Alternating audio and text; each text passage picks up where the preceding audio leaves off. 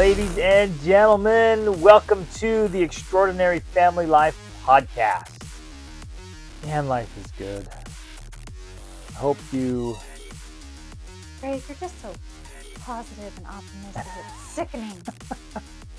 It probably does bother some people. But man, I'm just so grateful. You know what my superpower is, you guys? Gratitude. And you know why I'm so grateful? Because my friends, have been without. And when you have been without, you feel deep gratitude for the things you have. When you have suffered deeply, man, you become very grateful. It gets rid of entitlement and spoilage. And I have remembered and I do remember the things which I have suffered. And it must have been a lot of suffering because it's carried over for many years. Well, no, at least 23 years of marriage. Well, what I've done is this is what I teach my clients: where there's pain, there's power. And so I strategically use pain, used it to have power. So I don't feel pain anymore. I don't sit around moaning. I have no baggage. I have no I'm not keeping this open, bleeding wound inside my soul so I can fuel my gratitude every day. I wake up. It's all gone. It's all healed. It's all great. I'm grateful for my challenges and trials and experiences. But somehow I learned how. I know now, but back then I was just fortunate. I learned how to use the pain to turn it into power. And so I'm a deeply grateful person, and the time I just feel so grateful. Right. And I wasn't, saying that the pain was carrying over, but that it must have been a significant amount of pain because it's had such a lasting impact. Because I think there's plenty of people that feel lots of pain. Way worse than me. Or felt the pain and maybe they learned a lesson from it and felt gratitude, but it hasn't carried over for years. It's easy to forget, is what I'm saying. Easy to forget. And yet you're right, that is your superpower. You just keep on carrying that gratitude and it keeps on keeping on. You know what's interesting about that? I remember in my early 20s going through this time period. It was several months, maybe even up to a couple of years, where I just had this intense focus on remembering what I wanted to do, remembering what I didn't want to do, remembering who I wanted to be, remembering what I'm grateful for. So I made it a part of my psyche to remember. And maybe it's a combination of those things, that the pain and then this power of remembrance. Say, no, I'm gonna let this be a guiding force in my life for the rest of my life. I'm gonna be grateful. And so I'm deliberately grateful, you guys. It's not like this is automatic. Oh, you're so lucky to be so grateful. You're just grateful all the time. I wake up and I'm strategically grateful. You wake up like most people, feeling groggy or tired or this is a suck sandwich. I gotta get up. And then I went out this morning and went with my daughter and our dogs down to the beach. And again, we were the only people down there as the sun rose, and it was stunning. And you just feel it's amazing. But I think it's important to point out that, because even though when you say that sounds like idealized circumstances, and people are like, well, of course you're grateful. You have this privileged, amazing life. You got to walk to the beach and be the only ones on the beach. Right. But the irony is, and people who have experienced this know, that you could have that circumstance and still not feel grateful. 100%. Anyone, you or anyone else, could have these idealized circumstances in their life and still not feel grateful. Be absolutely miserable. It depends on what you focus on. Yep, because you could focus on whatever. I mean, you could focus on the sand that's in your shorts or the mosquito. You can choose what you focus on and still be miserable, even if you have a quote unquote ideal life. Yeah, absolutely. So you can have all the money you want, you can have all the nice things you want, the great location, all that, and you could still be absolutely miserable. Which that's more my tendency than yours. Or you could be in horrendous circumstances and still wake up and be happy and grateful. Right. You guys know, we've told a story about our time in Nicaragua. It ended up being an extremely difficult time, but pivotal and important. I still have the fondest memories of being in Nicaragua. And walking on that beach. I still have mosquito PTSD. Yeah, and you're just like, I hated that. And it was I still, even then, when things were so hard, I was still like, wow, but look at this and look at that, and we have all And at this, least we and have each we have other. each other, we have our family, we have our health. Like, Yeah. this is great. So, anyways, I just started this because I hope you will practice gratitude, and it is a practice, and it does take practice. And no matter what you're facing, what you're struggling with, just stop and force yourself to feel gratitude. Because if you stop and be like, what are you grateful for? Well, I'm grateful for this and that. You might not even feel it. You and I, we could sit here and list out things we're grateful for without actually feeling grateful. Right. We can do it logically. We can do it, we can articulate it without feeling it. But where the real power is when you stop and feel it. You fill your heart and soul with gratitude for a specific thing. And then it just radiates. It changes your whole biochemistry. Yeah. I love it. One of the quotes that I recently put up in our kitchen, and then my daughter asked to have a copy put in her room. And I can't remember exactly, of course. I'm going to paraphrase, but it's basically that it's not happiness that makes us grateful, but gratefulness that makes us happy. That's why I'm so happy. I know. That's exactly why. And it's key. And I put it up because I actually have to work on this. I have to remind myself, like, gratefulness is what brings me happiness, not the other way around. It's not being happy that's going to make me feel grateful, but it's feeling grateful that makes me feel happy. Rachel has a mission, a life mission to just have disdain for everything that's wrong in the world. That's my superpower. That's also a weakness. To notice all the things that are wrong and want to fix them. Oh, funny. And what's ironic about this whole thing is maybe I was just a big baby. I was out on my own as a teen and went through some hard times and yada yada blah blah. But then I started traveling and realized how luxury my homeless life was. Like even being homeless in the States where I was and the quote hard things I went through were nothing compared to some people's normal day. Yep, to what and not only their normal day, it's just day in and day out their whole life. Well, I follow this account on Instagram. Who knows how I found them, but basically they're trying to rehome people in Africa, I think, primarily Africans. And I don't know what part of Africa, but they're showing their houses on Instagram. And that's why I like following an account like this, because it's a great reminder of like, wow, I'm so privileged and blessed, because they're literally living in the dump, or their house is literally in 4 feet of water. That's some people's everyday existence. Yep. I live in the dump, and my kids, sleep right here with garbage everywhere, and my house is underwater.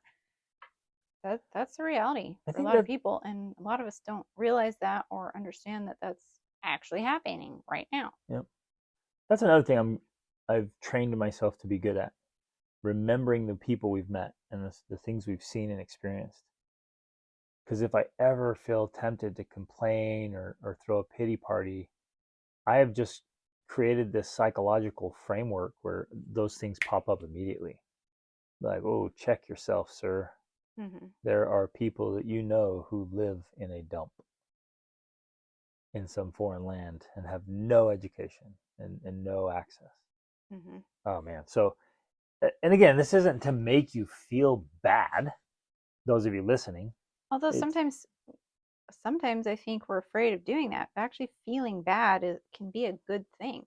That's true. Not if you remain in a feeling of depression and badness. That's a bad thing. But to experience quote unquote bad feelings that motivates you to change your framework, that's a good thing. That's a fantastic thing. You're right. Too many people avoid feeling that. Feeling bad nowadays. is a great motivator. Right. So, that's a great point. We should feel bad about throwing a pity party. It's ridiculous. Yeah. But yeah. If you complain about your amazing life, it's so frustrating. Here's another thing I do, and Rachel and I will kid ourselves about this. Like, imagine sharing your complaints with somebody who's like has leprosy, right, and is dying, has been cast out of society, and has lost their limbs. Just go ahead. Imagine telling them about how frustrated you are that your car didn't start the other day. right? And it's just, oh, it's such a reality check and a slap in the face. Mm-hmm. And we're like, hey, yeah, I should feel bad for being ridiculous. Yeah. And then use that pain to create power to change. And we like to joke about. Of course, there's the hashtag, like first world problems, and we kind of like to joke about it because there's this story that I don't know if we've shared it before about uh essentially it was this guy who worked with, I don't know, actresses and actors, celebrities, famous people, and then he happened to go and was doing some work in Africa No, helping he was people. in Cambodia, Okay, helping people like that knee deep in a dump. lived in the dump. Yep. And one of his clients called and she was all upset because her private plane was missing something that she needed to have, the perfect thing. Everything else was perfect, but it was missing this thing. It was so important. And she said right before she hung up, my life was never meant to be this hard. And he was standing there in this dump with these people living in these horrid conditions and thought, this is ridiculous. Your first world problems are sickening. And Well, because yeah, she was about to get on this Gulf Stream that had everything and missed one tiny amenity, yeah, one little thing, and she has the audacity to say, "My life was never meant to be this hard." right. And so that, we Oh. love to use that in our family when we know, because again, we're human. When you're complaining about something that's trivial and stupid, And you we think it's say hard? tongue in cheek, my life was never meant to be this hard, like, okay, this is ridiculous. I shouldn't even be bothered by this, but it's awareness that, oh, it still happens. But let's put it in a proper framework of what it actually means. Yep. Check yourself. Anyways, that's a Anyways, nice little tangent to begin. let's talk. We want to talk about how to discipline your children's.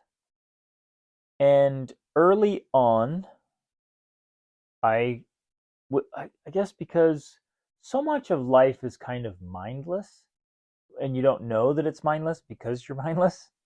And what you do It's is like you don't know that you're sleeping until you wake up. right, and you don't know what not to do or what to do except by your environment. Like your environment is the driving force for the vast majority of everything we do and experience in life.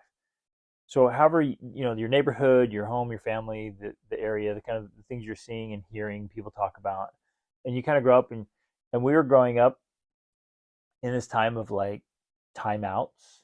There was still some spanking going on, and now it's moved like don't spank ever, and it was groundings. I got threatened with grounding all All the the time. time. Yeah, there's this constant grounding in your life. And the timeout thing was big. I we grew up with like just grab the nearest kitchen utensil and hit the nearest kid. So the metal spatula hurt the worst. Spoons, wooden spoons across our butts. And then my mom would get so mad when it broke, and we would laugh. And then she'd grab the metal spatula because we were laughing that our butt broke the wooden spoon. It hurt, but then she's like, "Oh, I broke my spoon." We're like, "Ha ha!" And she'd grab the metal spatula, like, "This won't break." Um, so I was Well, like, we're not gonna beat our kids. And I essentially, saw the belt used a lot. It was kind of old school. That was like, I yeah. think our parents' generation was use the belt. And I'm like, I'm not using the belt. In fact, when I went to high school, you guys, middle school and high school in Dallas, Texas, they still handed out licks. And licks was you go down and find the biggest, strongest coach in the school. He's usually former college or in my case, it was former NFL like linemen. I mean, these guys were huge, just massive, massive men. And every one of them had a massive wooden paddle with holes drilled in it in his office. And any teacher or any administrator could send a student down for licks. And you had to bend over, hold your ankles, and the coach would whap you across your backside as hard as he wanted for your behavior, and usually harder or multiple times if your behavior was really bad. It worked. Like, I know this is going to sound weird. I'm going to be judged for this. I think there's still a decent place for that in society. Well, at the Especially very when you look at what's least, happening in schools now, where anything right? is happening and tolerated because no one's going to There's make a no student consequence. feel bad. Well, no, that's what I was going to say. At the very least, it's swung too far to the other side because now anything goes. Now, part of the reason that's happening, like I literally saw videos the other day of kids who will run down the hallway Yep. and punch other kids, just like full out. They're just running through the hallways, punching kids. And that's because anything is allowed. Now, part of the reason that's happened is because of this whole, I'm going to use the term wokeness, where you have to Tolerate anything. Like if I tell you I'm a girl, you have to accept that. If I tell you I'm a cat, you have to accept that. So why can't I go around punching people, or why can't I go, like, there's no rules, there's no boundaries, there's no restrictions It's on all what's okay. If that's moral okay, relativism. why isn't this okay? Yep. Why? I identify Right? as a person who runs through the hall punching random Exactly. innocent Why not? people. Right. So that's part of the reason for that. And so, in that name of where now words are violence, well, of course, violent, with licking someone, that's definite violence. That's not allowed. And I know But it's too extreme. people hearing this, and other people would just be like, I can't believe you condone that. I can't believe you'd be okay with somebody getting their butt paddled with a board. And I mean, judge me, I guess, but I'm still there. I mean, we had gang members. There was some hardcore gang members on my football team in Texas. And I mean, we lived in a good area, but all the good areas kind of encompass a little bit of the rougher areas too. They kind of do that. And so we had some kids from some extremely rough backgrounds, and I mean, they would do drive-by shootings on the weekends. We had metal detectors on our doors. You guys, this was in the early '90s, and they were still sneaking in guns and knives and weapons in school all the time. And I'd see people, we'd be rolling up, and the security would walk around the corner, and I'd see, guys at my school hiding their pistols or 9mm or whatever in the bushes outside the door so they could go in, through the metal detectors and then come back out and get it at lunch or something. It was crazy, but it kept order, and there were still plenty of fights, but it kept order. Where now, I mean, insane stuff's happening, and anyways, it may have it's not a tangent. been an idealized solution in an ideal society, but in some cases, that type of enforcement is better than not having it. Yeah, there has to be somebody that's bigger and stronger and who's going to say, no, that's not acceptable, and there are consequences. And so what that allowed was for these teeny little petite female teachers who could do nothing against the massive wrestlers or football players on the team. I mean, they were so big and so intimidating, and in gangs. I mean, there were some scary dudes. And this cute little teacher, she had somebody to back her up. She's like, hey, I'm going to send you down and get licks. And so he would tell her, F off or whatever. And he's like, okay, go down and get your licks. And the kid come back. He couldn't sit for a couple of days, right? He was like, yes, ma'am. No, ma'am. Right. I mean, there was respect. And it was a beautiful thing where that, in so many ways, has been lost. It's so sad. True. Anyway, so point being, that's how we had all these different things. Like so as we're starting our family, I'm like, well, I'm not going to hit my kids. I'm not going to give my kids licks. And I thought, I think we'll do, again, not thinking. I was mindless. So you just grow up and you don't think about other strategies. You just almost absorb. And I remember just this subconscious or unconscious thing of like, yeah, when our kids are acting up, we'll definitely do timeouts and probably grounding. And that was just the default mindless thinking. Essentially, because, and I think that this is the norm, disciplining your children was associated with punishing your children. Yep. And like you explained with the the school situation, in some cases, discipline, aka punishment, is necessary. I think that there is definitely a place for punishment in society in general, and at times in family, that you need to have punishment. That's why jails and prisons exist, because there needs to be a system for people who cannot control themselves, cannot make good decisions. They need to receive extreme consequences in order to protect other members of the family. Yep. That's also true in, did I say family? Yep. Members of society. Yep. That's also true in family.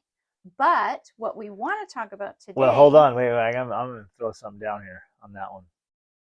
I would say that if there are serious discipline problems to that level where punishment is necessary, I think there's been a failure. Well, that's what I was going to talk about, because what we want to walk through today is that in reality, most discipline should be more about teaching and relationship building than punishing. Punishing should be the very last resort. Right. And so, and it's like you hinted at, it's happening because there's a breakdown in these other exactly levels of quote unquote discipline. Yes. So we want to create a whole new framework, and you can write this down unless you're driving or biking. I've tried to take notes while I was biking. It is sometimes very dangerous. But I want you to just chew on this for a while and create a new framework. So when we talk about disciplining our children, and from now on, from here on out, for you and your children and your grandchildren and your great-grandchildren, discipline is not punishment. We want to create a totally new framework, a new definition, a new paradigm not for that you. We've created this. Yeah, but this is a new, it's not our creation, but I want you to adopt this with us. Discipline is teaching, not punishment. Punishment is a different thing. And punishment is the very, very, very last resort. And punishment, in my estimation and in our experience, is only necessary if you have failed in the other areas. In correct discipline. Yep. That makes sense. Let me share a story. So I was trained in some of the best pedagogy in the world, and that's like the science of teaching. And I went through very intense training for years on how to be a very effective teacher. And one of the things that I learned that was so pivotal is that if things are going well, if you are teaching very effectively and this is the framework Rachel and I use all the time, helping things go right. So if you're doing things well and making it go right, most discipline or punishment problems, most behavior problems just go away. They take care of themselves, which is a very important and fundamental framework.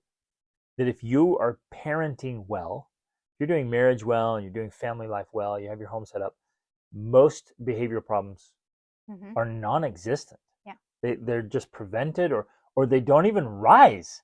So much of poor behavior is because needs are not being met. Exactly. And so like if you meet the needs, then the behavior goes away. So from toddlers to teens, you guys, bad behavior is a symptom of something being off, something wrong. Where if things are taken care of, the kids are taken care of, there's a truly, genuinely loving environment that's done well with competence and systems and strategies that actually work, the behavior problems aren't there. Yeah, and it's like peace and harmony is the natural state of met needs. I was literally just listening to a podcast an hour or two ago with Jordan Peterson and some guy who studied baboons for like his whole life. And Jordan Peterson was asking him, like, why did you study baboons? And he said, well, really, they're the perfect example of humans in our affluent Western society, because baboons, he said, they have very few predators. They only have to spend 3 or 4 hours a day, finding food and eating food. So he's like, they actually have a lot of free time. And what they do with all of their free time is they pick on each other, and they cause each other stress and distress, and like they're literally just mean to each other because they have so much free time. And so he said it's so fascinating to study them because with all of that free time, all they do is cause each other more problems. He said, except that he observed this troop. It was his troop that he'd been studying for years. Something happened where a whole bunch of the baboons caught tuberculosis and they died, but it was primarily because of the situation. It was the males who were the meanest and jerkiest and most aggressive males that died off. As a result, the nicer males were left, and there was an abundance of females, and the entire troop culture changed so that they became more peaceful, more loving. Their stress levels were lower, like all of these things improved. And the reason why, he said, we noticed, and even new baboons would come into the tribe and they would adopt this new way of doing things, this new way of being. And he said the reason why is because the mean males weren't there, so they weren't picking on the other males and picking on the females. As a result, the females had less stress. And so when new males came into the group, whatever they call them, rather than in the old way of doing things, it would take them months until they would begin grooming the new males, which is a way of bonding and accepting. They started doing it within a week. So then the new males were less stressed. Meeting they the were needs. calmer. Everyone just had less stress. And so and he said this, the natural state with less stress was that everyone was calmer and more cooperative and nicer to each other. And so, and as you were talking about it, that's essentially the same in our families. When everyone's needs are met and everybody's less stressful and less anxious and unsure about, mom and dad and this and that and the other, the natural state of things is a sense of peace and calm and harmony and we're going to work together. We're going to get along. We're going to do things together. That's the natural state when we learn to meet the needs of family members rather than taking our own stress that we get from work or from, whatever, community, church. I'll just chime in here. Stress doesn't come from outside. Well, okay. It always comes from inside. I know. So but it's an inside job. The stress you get from your head. That's a whole nother topic. And you're blaming outside things. Yes, exactly. But it's that's essentially what people are doing. They're taking this outside stress, quote unquote, and then they're bringing it into their relationships. They're bringing it into their interactions with their spouse and then their interactions with their children. And all of these things are contributing to higher levels of stress, which then produce behavioral issues, and then which then results in the parents punishing, right? Because it's not true discipline, it's punishment, which then results in more discipline or more behavior issues. Yep. And it's this drama triangle or this, cyclical pattern. Yeah, the cyclical pattern that's feeding itself, and we're creating the very things we don't want. We are creating it ourselves. And I know that's hard to hear, but it's important to hear. The vast majority of behavioral problems in children are caused by the parents. Yes. Not on purpose. It's subconscious. Probably not your fault. You may not even be aware of what you're doing, or you might be aware of it but not sure how to prevent it or correct it. But hands down, with so many people we've worked with, are observing across continents, most behavior problems are caused or facilitated or exacerbated by the parents. Yeah. So if there's a behavior problem with a child, the first thing to do is to stop and say, how am I contributing to this? Yeah. That is so fundamentally important. And we did that early on. Well, and in the last, few months or so, we've had people tell us of different examples that they've seen firsthand, and we've of course seen it before too, of where you see this play out, where the child will behave in one way, and then when the parent comes around, it's almost immediately like that behavior changes. Because the child has been conditioned. Yeah, they have trained. been conditioned to behave in a certain way with their parent because of the way the parent treats them. Yep. So mom and dad they just have to walk in the room and the behavior can change. Exactly. Because of the conditioning. Right. And it's so subconscious, unconscious. It's the deep, the neurological. We heard such a cool word yesterday. Neuropharmacological. I think that's what. That's so awesome. Like that. But it's neurological. It's deeply ingrained and trained. I mean, it's in us in a subconscious way. Biochemical in a way, because your body and this happens to children, to all of us, your body learns that, when this outward stimulus occurs, my body is supposed to feel this way, and so I have to produce these chemicals within my body in order to create these feelings. And so, there's mom. That means I'm supposed to feel this way around mom. So my body produces all these chemicals. So I feel that way. So I respond in these ways. I've been trained and conditioned to participate in this drama triangle. So when mom or dad walks in, I know what's going to happen now, because I know what it role always I'm supposed happens. To be playing. Yep. Right. And it's amazing. You'll see, and the way to test this is just watch how a child will behave with other adults or other people. And we often see, the quote, the misbehaving child, just awesome, peaceful, fun, engaged, intelligent, bright, just eager, great attitude, everything's there. And then whoop, the shift and you see it, you're like, oh man, there's the dynamic. Now, parents might be like, well, yeah, of course he's going to be better behaved with, other people. They're not the ones that have to discipline him, aka punish him. They're not the ones that have to enforce things. And therein lies the problem. And Well, so when we want to discipline, remember, discipline is teaching, when we need to correct, when we need to enforce, when we want our children to do things that are good for them and help with the family, we as the adults have to behave like adults and take on the responsibility of figuring out a more effective way to do it. yeah. Well, I think it's fascinating if you look at it from the other viewpoint, because if the child is behaving and pleasant and happy in a situation with someone else, it's because they don't have that history. They don't have that background with this person. And so it's almost like they're starting from this fresh, clean slate. But that is a clue, yes, to the natural state of the child. Yes, exactly. Like, that really you shouldn't be excusing it away and say, well, of course they're going to behave like that. You should be saying, what am I doing wrong that causes them to not behave in that way when they're with me? In the natural state where they want to be. They want to be happy and pleasant and helpful and engaged and feel good about life. Right. Because, your children want to have a good relationship with you. I just did a reel about this on Instagram. It's a quote from Jordan Peterson, but essentially, your children want to have a great relationship with you. They do not want to have a difficult, unpleasant relationship with you. Now, you might not believe that because you're like, yeah, look how they act all the time. Well, they even want to please you and make you proud. Absolutely. Even if you guys fight like cats and dogs, they want you to be proud of them. Right.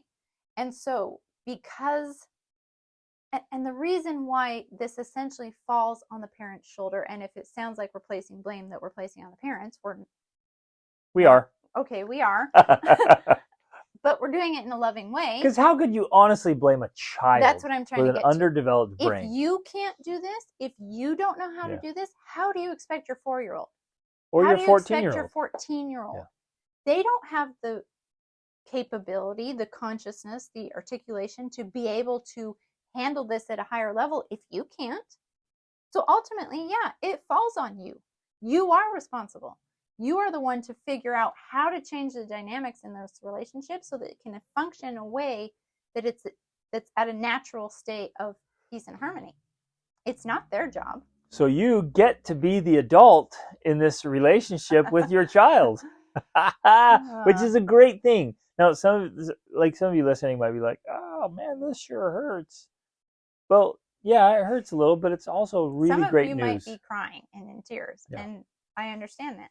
Yep. Because I know that when I came to these realizations, have cried. I have absolutely. Shed tears over this. Right. Because when you come to that realization and have this sense of like, I'm ruining my kids because I don't know how to parent them, it's extremely painful. It's horrifically painful. But it's also so powerful because you realize, oh, it's where not the pain, kid. There's power. That is where the power lies. Yep. It's not the kid, right? And if we want to blame a child who's literally in the daily transformation of their brain and body, like every day they're growing and transforming for 25 years, and you catch them in a moment of development, which is at any moment and every moment, and we have acting the audacity ways. To be upset that our 6-year-old is acting like a 6-year-old. Like, what? But now if a 6-year-old's acting like a 4-year-old, that's on you, not on them. And again, this is painful but powerful. And this is what we want to talk about today, where if we'll just change our strategies, it changes everything. Mm-hmm. It changes the outcome. And so then, of course, people are asking, well, what do you do? What do you do instead? Because you obviously can't just allow your child to hit you or hit other people or to bite or to run in the street or to, do all these things that are not good behavior. And that's essentially, of course, we're not promoting that. We're not promoting poor behavior and saying, oh, it's okay in the name of having a good relationship with your child. That is not what we're promoting at all. In fact, we are all about having good behavior.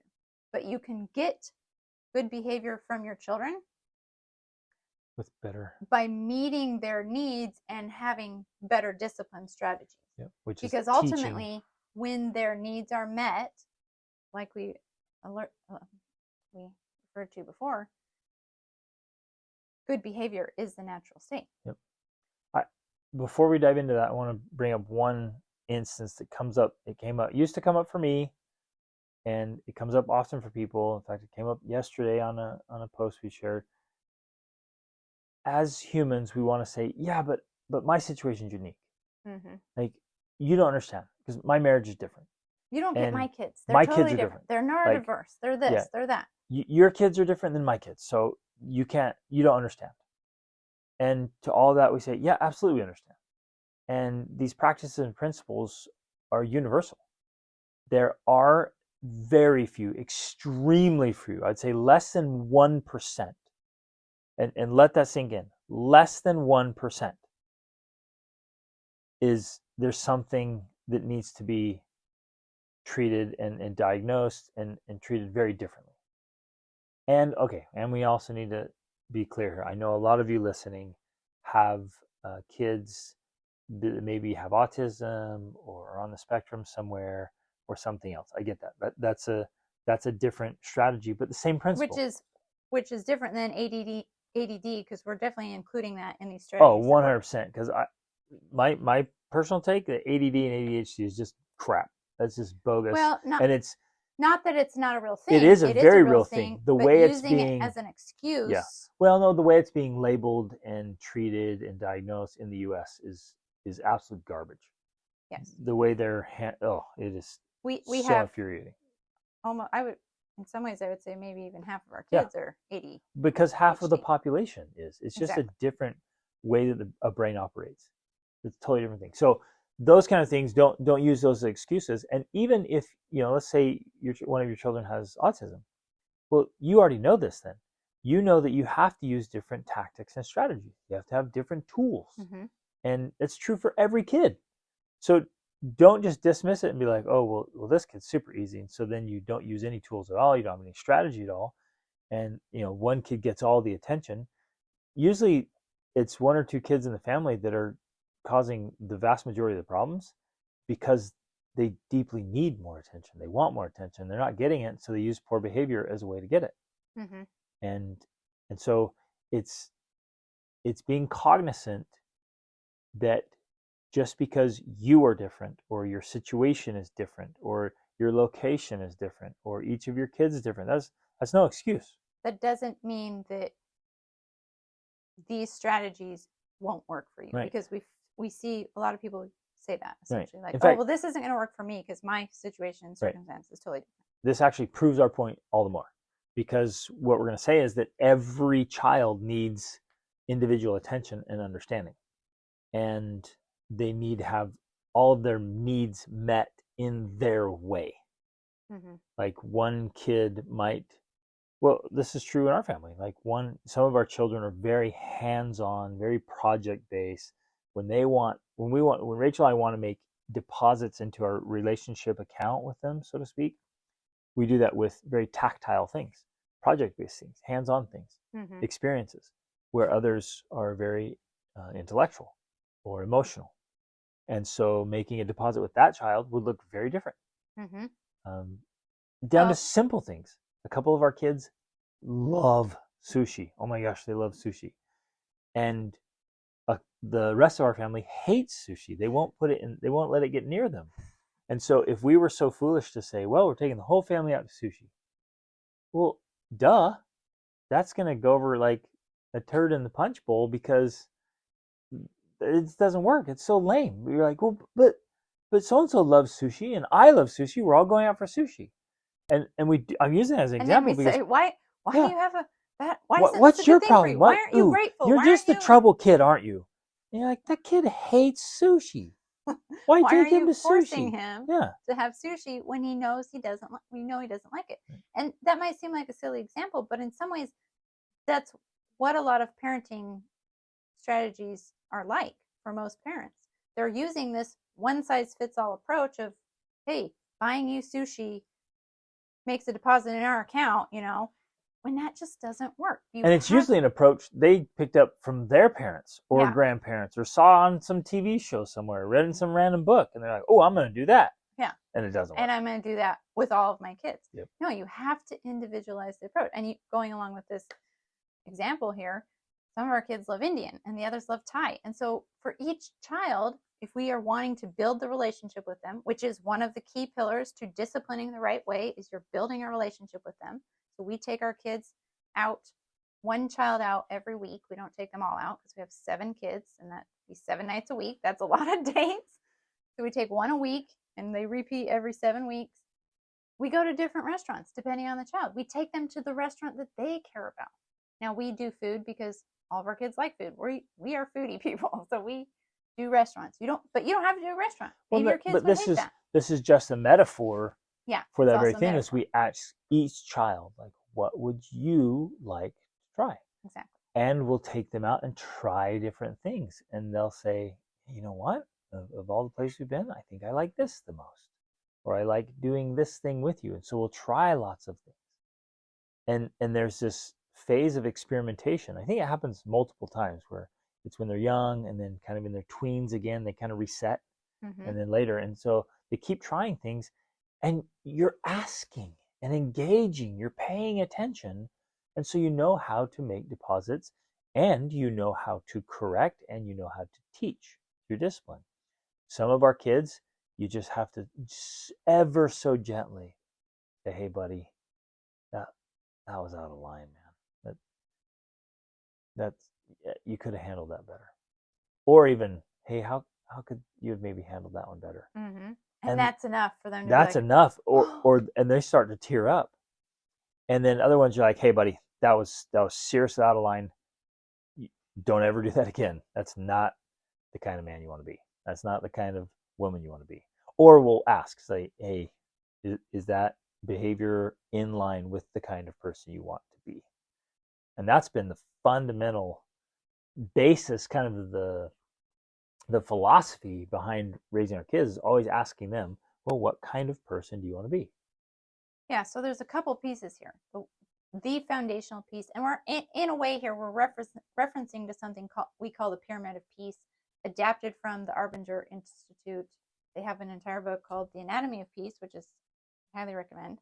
But when you're trying to help things go right, which is the primary purpose of discipline done well, is you're helping things go right. Then the very top of the pyramid is fixing what's gone wrong, which is what a lot of parents are doing when they're punishing. There's a place for that, but most parents are spending 80-90% of their time punishing for things rather than spending 80 or 90% of their time helping things go right. And so they've got the pyramid flipped, and that's what's causing all of their problems and their suffering and their stress and their pain. So if you look at how do you see it? I mean, you could see it as a pie chart. However you like to visualize this, you could see it as a scale. You just see it. The vast majority of your time, energy, and effort should be in helping things go right. And as long as we're doing that, most things will go right, with a very occasional misalignment that we then teach. They discipline through teaching. And it can even, we've gotten to the point, as you alluded to here, it can even happen in very gentle ways, where we just have to say, hey, that wasn't appropriate. That crossed the line. And that can be enough. And that's enough. And in fact, I would say for the vast majority now, we're there. Yeah. And we need to circle back to this. Hold on, let me finish this out, and we'll start on that. But the vast majority of parents are spending the vast majority of their time in correcting, disciplining, punishing. And it's just constant firefights and playing whack-a-mole, and it just is mayhem and chaos and stress and tears and anger and yelling and screaming and insulting. It's just it's so sad. Dumpster fire. It's so sad. It is a dumpster fire. Where we, because we've been really intentional about this from the very beginning, so we've never grounded our kids. Like, oh, you did this terrible thing, you are grounded for the next. You used to ground for months. Yeah, I would get like it was normally like 3 months or 3 weeks. Like, well, it's crazy. And sometimes it was just totally, the punishment was completely unrelated to the offense. that's normal, and that's par for the course with just random parents. Like, oh, I'm so angry, I'm going to throw out this punishment that has nothing to do with this offense. But we don't we don't have any discipline problems.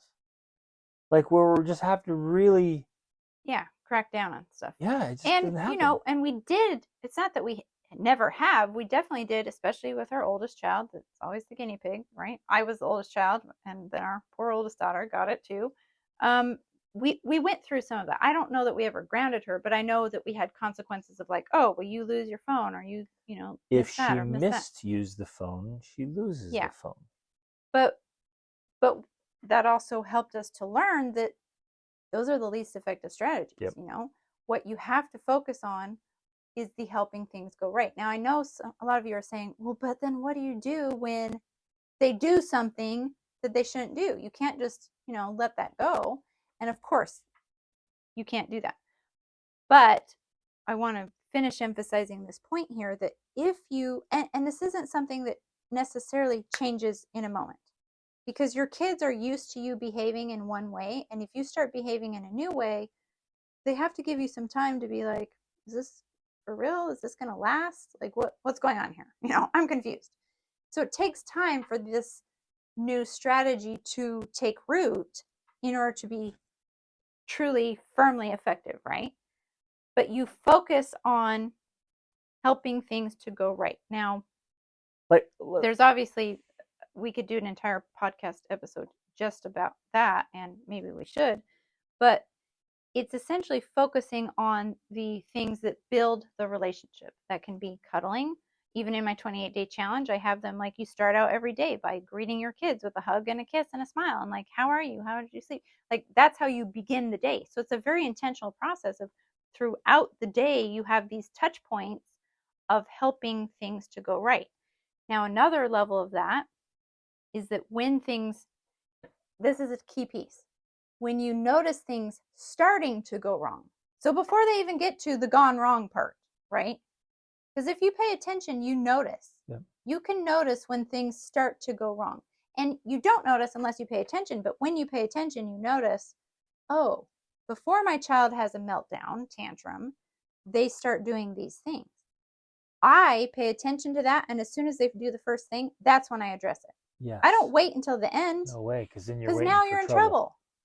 If you start addressing things when they begin to go wrong, you prevent the tantrums, you prevent the meltdowns, you prevent all of that ugliness, because you begin meeting their needs as soon as things start to go wrong. Because when it starts to go wrong, that's because they're feeling like needs are unmet. And I'm going to throw down here a little bit, ladies and gentlemen. In order for you to even notice what's happening to your kids, you've got to put down your dadgum phone or whatever else is distracting you. You have to pay attention. I was going to say turn off your TV, but honestly, just throw it away. Just get rid of it. Or whatever else. Some of you are so caught up in the news or some drama, or you're so caught up in your neighbors or your extended family. Like, yeah, you have some erroneous idea of like, well, if I'm a good person, I'm going to be spending tons and tons of time serving my neighbors, like to the neglect of your own children. That's insane. And we see it all the time by people trying to be good by neglecting their own children. Like, give me a break. You got to get your crap together and wake up and pay attention. So you have, and I'm being intense here because like some of you, because we see this, we see it all the time. Endlessly. I gotta rattle you a little bit here and say, wake up. And you're like, well, I didn't know. You're like, how could you not know? Because you weren't paying attention. Right, that's why you weren't aware. That's how you didn't know. And then when you notice it, you have to do something about it. Like, yeah, but I was busy. I don't give a crap about your busyness. This is your child. Well, I was tired. I don't give a crap about you tired.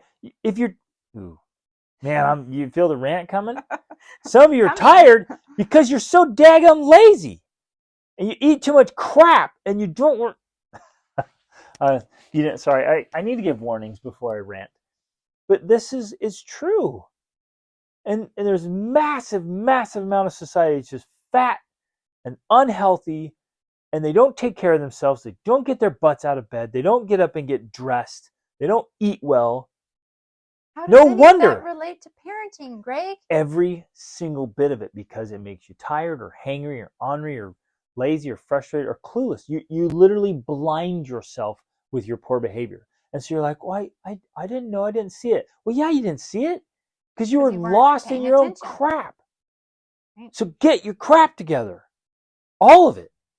And you might be blinded by your own little pity parties or trying to keep up. Some of you are so worried about competing with the neighbors that you don't even notice your own family fires. Because, well, the neighbor's been wearing that, so I'm going to go look for one of those. Oh, the neighbor got a new car, so what am I going to do? Stop. Who gives a crap about your neighbor? Like, focus on your family and be so good at running your own family. Like, it doesn't even matter what anybody else is doing. Well, and then the other thing that we see is when and if people start to pay attention and they notice that something's off or it's going in the wrong direction, they don't do anything about it. That's what kills me, is because that is certainly an approach we especially don't take. Especially when we or somebody else points it out. We're like, hey, there's a real danger. There's a real risk here. Something's really off. Oh yeah, I should do something about it, and then they don't. Well, we've even had people or clients or whatever friends tell us like, oh, I've noticed that maybe I should do, and they'll say something that they come up with. Maybe I need to take them out of school and homeschool them, or maybe I need to, maybe we need to move. And a lot of times it can be a drastic action, because sometimes the only way to save your kid is a drastic action, and they recognize that, but they're not willing to do it. Now, not every solution has to be drastic. In fact, that's why we promote this act early on thing, because then you avoid the drastic actions. It's when your kids are on drugs and tanking their life that you have to take drastic action. But you could have prevented them getting there by using the right strategies, right? But then when they are there, and we still see parents not willing to do the hard work that's required to resolve that problem, that's what kills me, is because they know it's a problem. They even know what they need to do because they get, a revelation or whatever, inspiration about that, and then they won't do it. They don't do it. And then they say, well, my hands are tied or whatever. And it's because you don't take the power that's rightfully yours. You have the ability within you. You just have to dig deep and find that power. Now, of course, the better course of action, of course, is prevention. That's always been our take. Prepare and prevent is better than repair and repent, right? Like, it's always better. And even when you're trying to correct something that's really bad, your first step, the first plan of action is helping things go right. Exactly. So if one of my children were in real trouble, the first thing I'm going to do is just clear my schedule and start investing in that relationship. Invest like crazy. I'm going to do everything I can that kid wants and needs in a positive, loving way to rebuild that child and rebuild our relationship. Exactly. And just feel like, literally, again, picture it, right? If there's a void, if maybe you have some kind of container and there's just void of love and attention and affection and positive things, there's just a lot of darkness, then I'm going to overwhelm that cavity with goodness. And it forces out any darkness. So light, you bring in light into you take a completely dark room, walk in there with a flashlight, boom, turn on the lights, boom, all the light is gone. It's forced into the darkness. So all the darkness is gone, it forces it away. Same thing in this cavity, right? And I want to call it a cavity on purpose. You get a cavity in your head, psychologically or emotionally or spiritually, it's in the soul. And you fill it so full, because it can only contain so much. So you fill it so full with light and goodness that it forces any darkness and evil out. And I got a super tragic, so sad message last week again from this young woman, this wonderful young woman who's cutting herself and having suicidal thoughts and real struggles and troubles again. And it's a repeat pattern. And it's like, come on, man. The needs aren't being met. If the needs were being met, this wouldn't even be an issue. Man.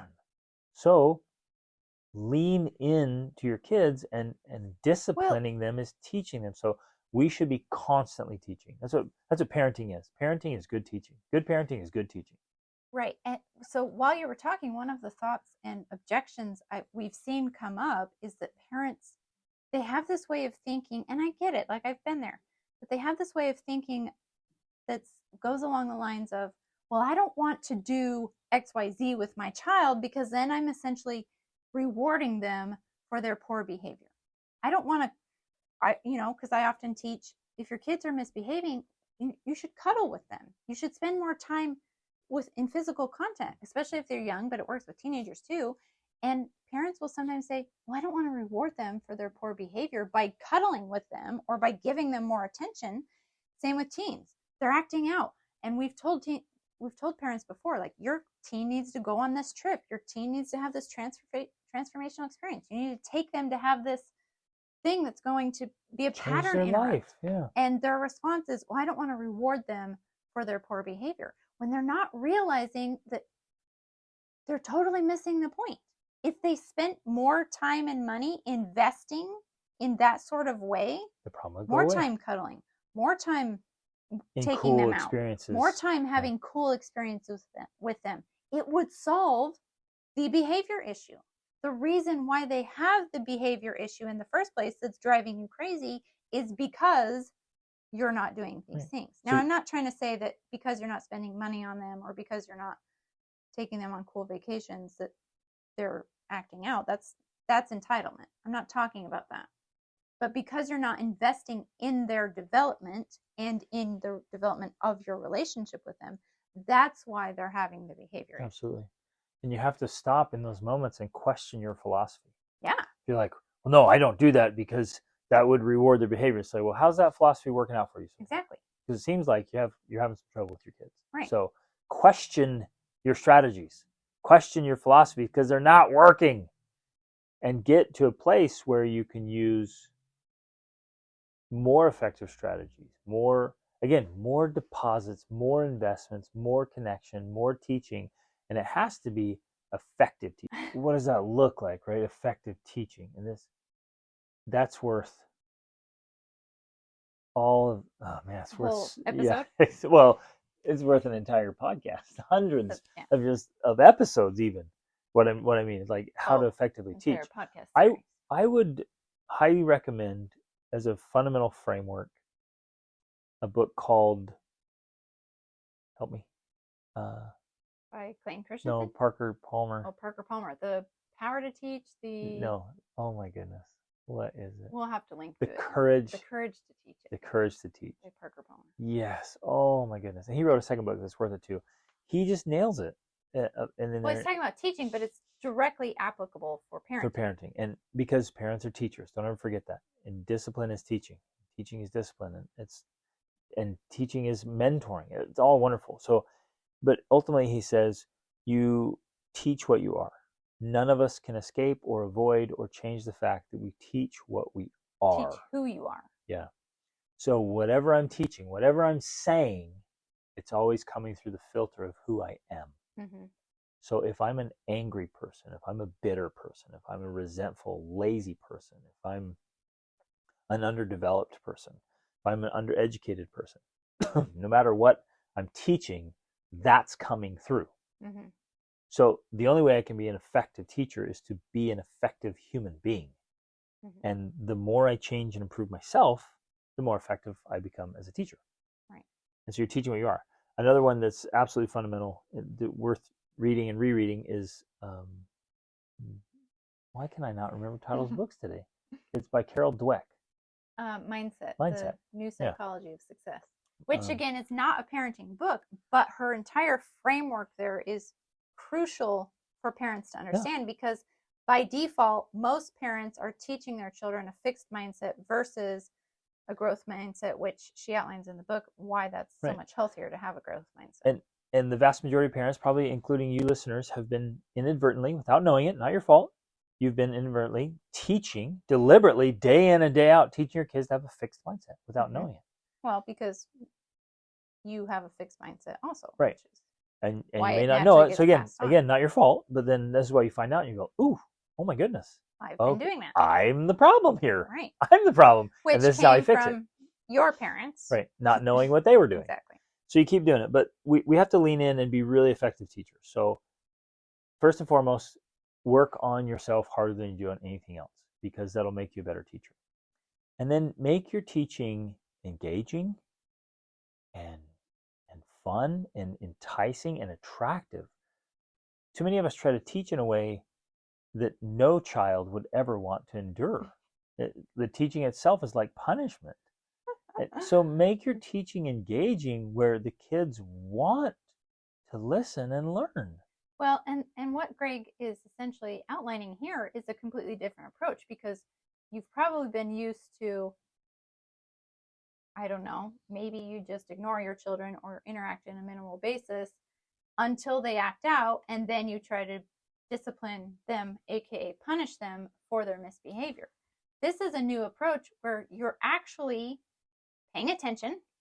So you're not caught up in your own world and your own little issues and problems, and you're devoting time every day, ideally, to teaching your children things that help them become better people, along with spending time investing in developing that relationship. Yes.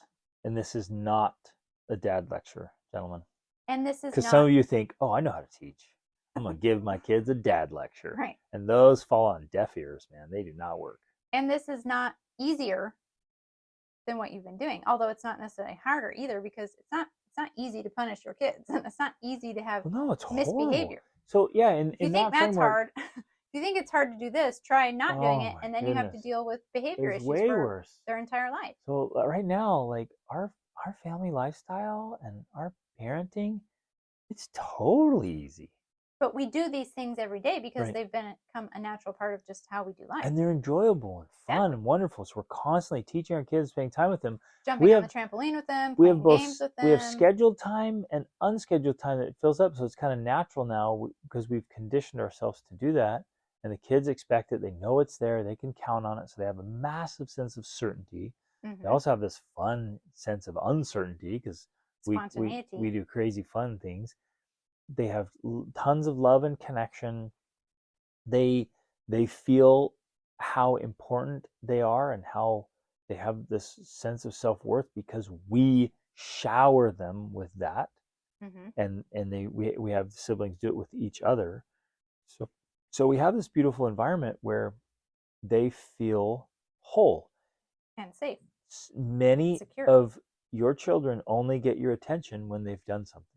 That's when you give them time, and you're like, well, I'm not giving them time. I'm yelling at them, or I'm disciplining them, or I'm going to pick them up from jail. Yeah, that's how they're getting time from you, because otherwise you don't give them time. Mm-hmm.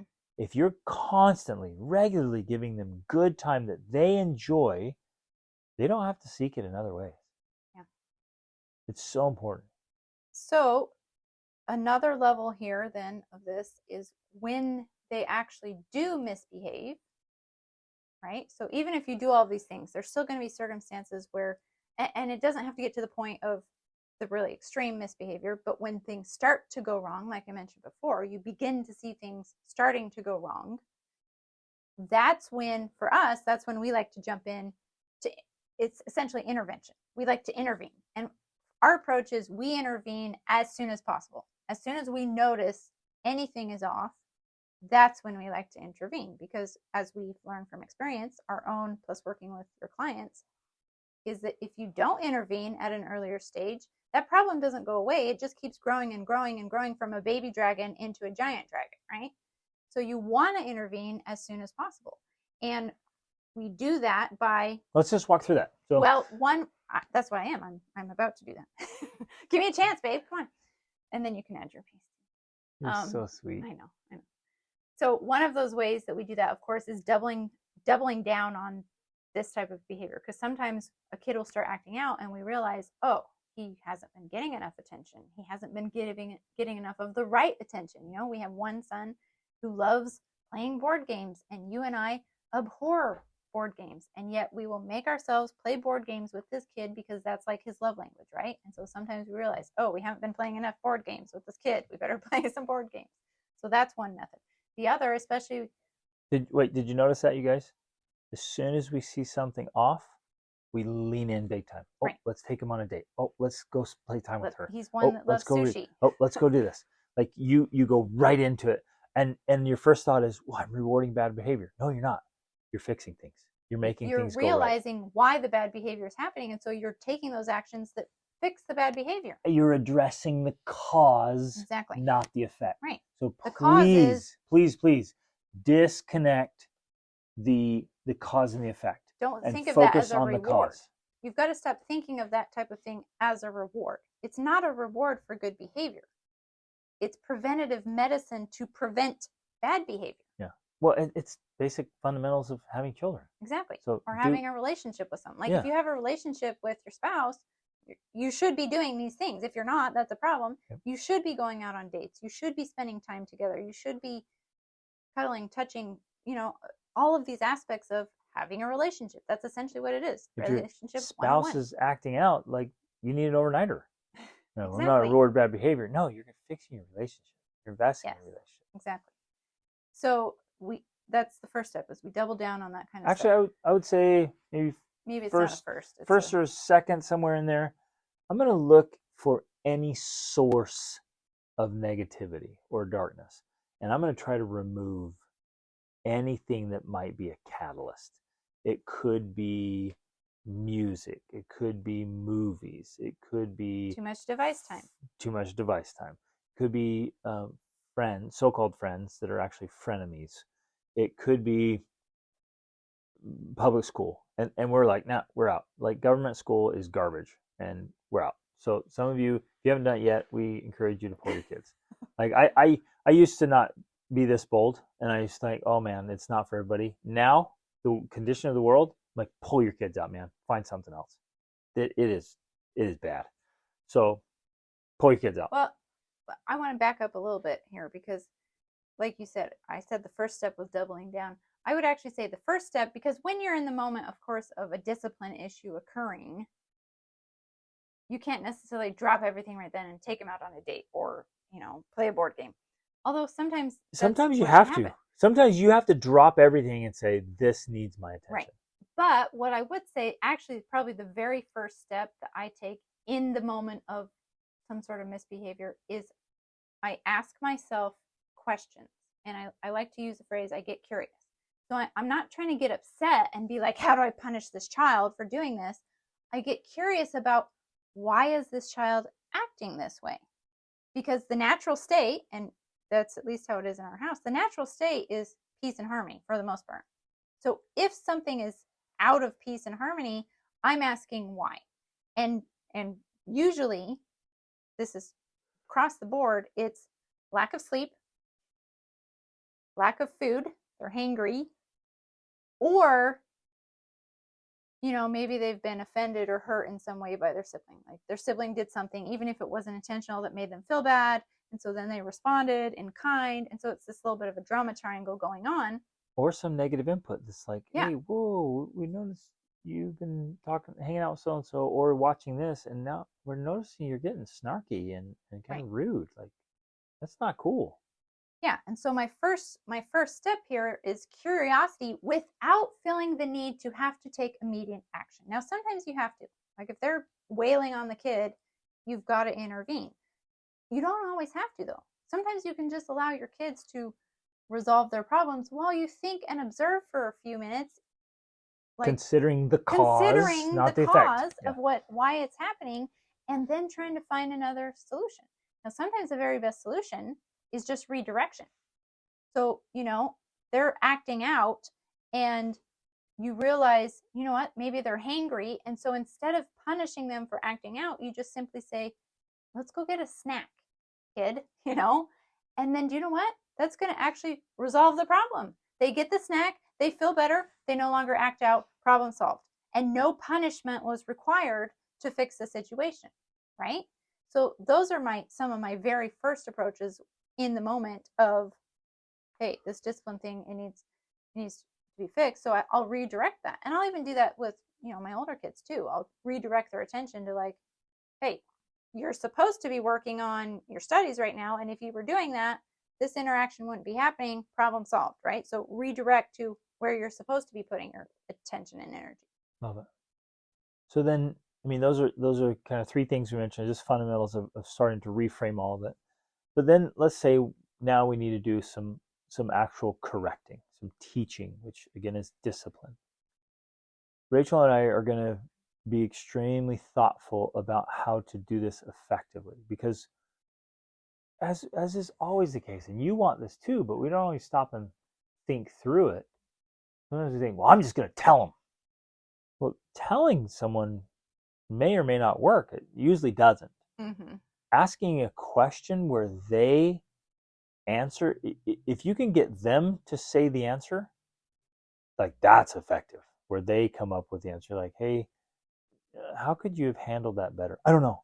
They just did. I'm like, well, let's think through it. And you, maybe you know the answer, but you walk them to it until they go, well, I guess I could have done that. Bam!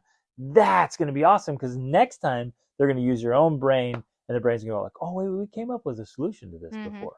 That's effective. But there's even more effective ways. I think some of the best things we've done is we'll watch a movie that teaches the lesson. We'll read a book or share a story. We love stories. Human beings love stories. We'll tell a story that illustrates the principle.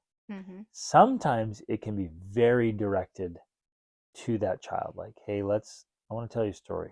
And in this story, here's this principle that applies directly to you. Sometimes it's just generalized. It's the next morning or a couple days later, a morning devotional, we tell a story, teach the principle. We don't point out any, and this is why This applies to you, child, should never do that again because you look stupid, right? We're not insulting ever. We're not insulting. So we'll teach the story, teach the principle, and like help them walk through some application. They're like, oh, but do you see? That's preventative. Yeah, but do you see though? I want to point out to people here that this is a very strategic approach. Too often we want to have a discipline punishment solution right then, right in that moment. It happened. I have to punish you now.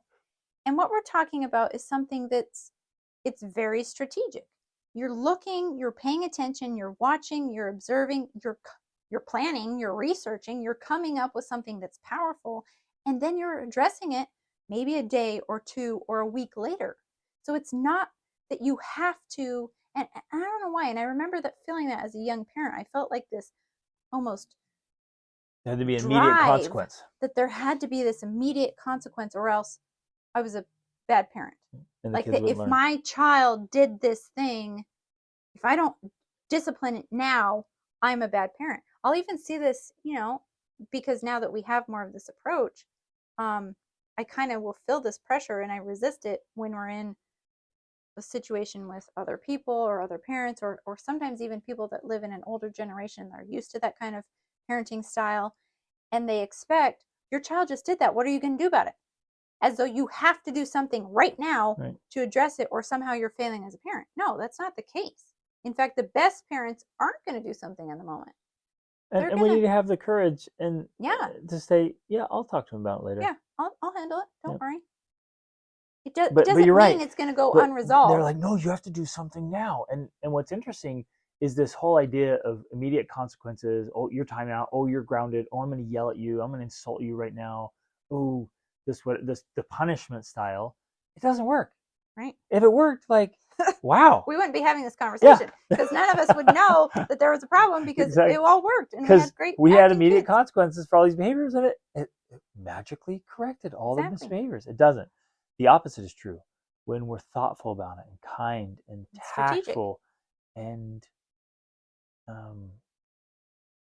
it's competent, it's done very, very effectively, that eliminates problems. Well, so then when we taught these things years ago to our kids, it's been a non-issue ever since. As a certain behavior in a certain child, we correct it, we teach it effectively, that problem never arises again. Well, it goes away for good. And that sounds kind of like a fairy tale when you say it, but especially I think the point is when they actually understand it and then they adopt that as their own way of being, it doesn't become an issue anymore, because they now self-regulate. They now are like, oh yeah, well that's not who I am. I don't identify as a person that does that kind of stuff. Yep. So I don't do it because I've adopted that belief. And so when you do effective teaching and you share stories and principles and movies and whatever in an effective way, that's what happens. Yep. They adopt that belief, that viewpoint on life, and so they don't misbehave in those ways anymore because they're no longer that kind of person. I think the best example is our son Kimball. You would have a hard time anywhere in the world finding somebody who has a better attitude than that kid. Yeah, just an amazing kid. His attitude is absolutely world class. And you'd meet him and think, gosh, you guys are so lucky to have a kid like this. And that as a teen, all his teen years, he's just had the best attitude. He will do whatever is asked of him again and again with a smile. Crappiest sandwich, he'll eat it joyfully. And like, hey, we need to do this. Oh gosh, this didn't work out. Oh, total epic fail. Let's do it. And he's like, yep, let's go. Let's got it. And he's super helpful anytime, night or day. I can go wake him up anytime of night and be like, let's go do this in the cold rain. It's like, sweet, let's go. Right? It doesn't matter. But the beauty of this story is that he had the stinkiest attitude. He was as a very kid. Annoying kid. Oh my goodness. He was resistant there was a to everything. He just fought. Certain age frame, especially, probably from, I don't know, maybe 8 to 13. Yeah. Was just very dug in. And maybe not even 13. Like on purpose. He would not smile and stand still for a family picture. Like every family picture for years was him like rolling his eyes back in his head and making faces. Just and would just do things on purpose. Just to spite us because he knew it bugged us. Like he would just dig it. It was just this resistance all the time. And we didn't like make him feel bad. We didn't insult him. We didn't punish him because we just knew he was age appropriate. We disciplined through teaching and modeling. We taught and taught and taught and taught, and then he just embraced it fully. And of his own accord, just like you're talking about, he internalized it and he's like, nope, I'm going to live with great attitude. Independent of everything and everyone else, I'm going to live with great attitude. And so we have literally zero, none, not a single instance of a bad attitude from him his whole teenage years. I mean, he is just an asset to our family and to humanity. And I'm taking him soon to this, in a couple of days here, we're going to this brutal. Well, both are boys. What do you call this? I'm taking my two teenage boys. Training. It's a training, but it's more like a torturing on purpose. It's just 4 days to see what you can handle. It's a selection process put on by former and like active special forces guys. Civilians. And it's for like it's to apply to be able to do humanitarian disaster relief. But they want to make sure that you can handle anything and everything they throw at you. Irritation, frustration, pain, they purposely try to get you sleep. to step out. And they're going, and my boys, they're going to rock it. They're just so stoked. I'm like, you guys, this is going to be so hard. You're going to suffer so much. And they're like, yes, I can't wait. And they're just going to do so well. And that right there, I think this coming weekend is a perfect example of everything we're talking about. Like leading through teaching, disciplining through teaching, modeling, showing them the way. And now here's this culmination. We're going to put these boys to a test, an extreme test that very few people could make it through. And I don't say that lightly. Like I went through it. I know exactly what it's like. There was tough people in our group that didn't make it through. Like very, very few people can get through this.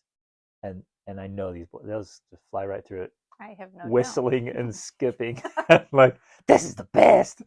Because we have done what we're teaching you guys. So we've walked the walk. And I'm not saying this to boast. I'm saying this so we have some credibility here. Like we're putting these two boys through the ringer as teenagers, and the proof's in the pudding.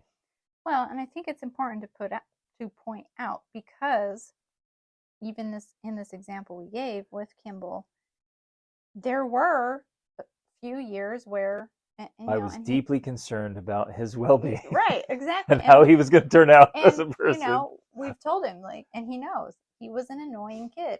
Now, I loved him to death. For some reason, we all did. He was so goofy. yeah, he just had, he was the sweetest baby. I just bonded with him. And so I never felt annoyed by, not never, sometimes I did, by his annoying behavior. But you're right. At some points we were worried, like, oh gosh, what's going to happen with this Something kid? wrong? I remember through his childhood, I wonder if something's wrong with him. If we need to get him tested. Because he just was so contrarian. But because But he is. He's the third kid, and there's something to that. Yeah. So all of you, your third kid, if your third child has behavioral things, it's because they're trying to get attention. Right. But I guess the point I'm trying to make is that we kept the end goal in mind. Yep. And that's what we're trying to emphasize here, because ultimately discipline is not about getting your kids to behave in the moment. It should be about helping them to develop into the human beings you want them to. Yes. You want to help them become. Not that you're molding them into some little model you have, but you're guiding and directing them to their full potential. And it's not about obedience either. Right. It's not about obedience. We think parenting is about obedience. Like if my kids obey, they're good kids. That's not true. And I remember, especially, I think this is why Kimball's a great example, because I specifically remember when Kimball was probably like 9 or 10, one of his most annoying phases. And an extended family member who, older generation, they expect this sort of obedience. And they said to me, they're like, why haven't you taught your children to obey? Specifically referencing Kimball, because he wasn't like this obedient child, right? He just had his own thing. And I remember telling them, and I truly believe this at the time, and I believe that this is the underlying foundation of this approach that we're taking. I said, I'm not worried or concerned with my children obeying me. I'm concerned about having mutual respect. So I'm going to respect Kimball because he has a unique personality. He has a unique view and approach to life. And I'm teaching him to respect me. And even during his annoying phase, I still was able to get him to respect me enough that he wasn't violent. He was never bad. He wasn't a bad kid. Never. He didn't do things to be bad. He did things to be funny or silly or annoying. He definitely could have. If we had pushed it the wrong way, if we'd approached it the wrong way, it would have driven it to yeah, he could have easily had been that kid, but he never was a bad kid. He was always just a funny, goofy, silly kid that, would be annoying. But when it came right down to it, he would do the things I asked him to do because we had mutual respect. He knew I loved him. He knew I would do anything for him. And we were investing. He knew I didn't punish him just because. He was the kid that, of course I homeschooled him all, and he would say, why do I need to do sentence diagramming? And I ultimately said, I don't know. I guess you don't, because I can't think of a good reason you need to do sentence diagramming, right? Because I would always give him a reason. He was the kid that always needed a reason for everything. He fought his studies. Yeah, and so when I could give him a good reason, he would do it. Yep. And that's the approach we've taken with our kids. I'm going to give you a good reason. I want you to wash the dishes. Why? Well, because you eat and you contribute to the mess, and I made the food, and so I would like you to contribute and show your gratitude for me making the food by washing the dishes. And that might not mean he now wants to wash the dishes, but at least he gets the logic and is like, fine, I'll wash the dishes. So it's that type of approach of having this mutual respect. And because of that has contributed to who he is now. Yeah. He is, like you said, an asset. Like, he's the kid. It doesn't matter what I ask him to do. And again, I'm careful not to ask him to do everything, because I'll know he'll do everything I ask him to do. But he'll do anything. Yeah. It doesn't matter what it is. He will do anything I ask him. And I think that whole approach is such a fundamental and important part of this entire discussion. It's never about obedience. Like, please, if you're listening to this, recreate your framework. It is never about obedience, just for the sake of being obedient. It's about the child becoming who they were born to become, which is maximizing potential, just being the very best version of themselves. Obedience, this fits perfectly to our entire discussion. Obedience is a non-issue when you have a child or a person that is just absolutely driven towards their highest and best self. Yeah. Like you don't have to even talk about obedience. Well, You never have to bring it up. It's a non-issue. Like we're saying, like misbehaving, poor behavior is a non-issue when you have a child that's needs are met. When a human being whose needs are met, poor behavior is non-issue. well, exactly. I was actually going to say that obedience is the side effect you get by focusing on these other things. But if you focus on trying to get the obedience, you actually destroy everything else you're trying to achieve. Yep. So it's this irony that if you try to get that, you're not going to get it. Plus, you're not going to get the rest of it. But if you try to go for the other, obedience is just a natural outcome, right? We have obedient children not because we try to get obedient children, but because we focused on actually disciplining, aka teaching and developing their character, which then leads to obedience. But the obedience comes because of mutual respect, not because of I'm the father, do what I say. It just happens naturally. Like Right. It's not even an issue. Should I obey? Should I disobey? It doesn't come up. You're like, well, I want to be this kind of person, so And I I'm just going respect to my do those kind of parents, things. and they need my help, so I'm going to help out. Well, and I think that's really important. They respect us in part, but there's lots of reasons. In all influence that you have with your children, or lack of influence, is all built on respect. But in part, respect piece comes from not asking them to do arbitrary, stupid things that Right. don't make sense. Some parents have come up with the dumbest rules, and they've heard them from famous speakers and teachers or leaders, even church leaders or pastors. Like, well, I did this. I'm like, that's the dumbest idea on the planet. And other people implement it, and it makes no sense at all. And I'm going to do that, and you just immediately lose respect, and you Well, drive your kids to disobedience because they're like, that's the dumbest rule I've ever heard. well, I like, and I don't even know if I should bring this up, but to me, what comes to mind is this perfect example because it happened during my teenage years of this, and it's a thing in our church, I guess. I don't know why, but this idea that at midnight, nothing good happens after midnight, so midnight should be the absolute curfew of any teenage child, I guess. I don't know. And, I had a midnight curfew, but it was this strict, It's arbitrary. arbitrary, like, if you come home at 12:01, you are in trouble and you're grounded because you got home after midnight. And somehow it was like this line of good and evil. Yeah. And from, I think, even a teenager's perspective, they're like, that's dumb.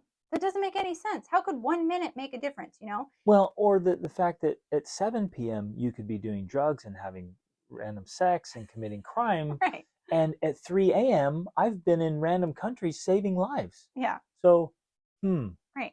It's not, doesn't quite line up but, with your dumb rule. Yeah. And so we're using this as an example that, I'm sure there's plenty of others too, and we've seen parents act this out where they have this hard and strict rule. We've hung out with them before.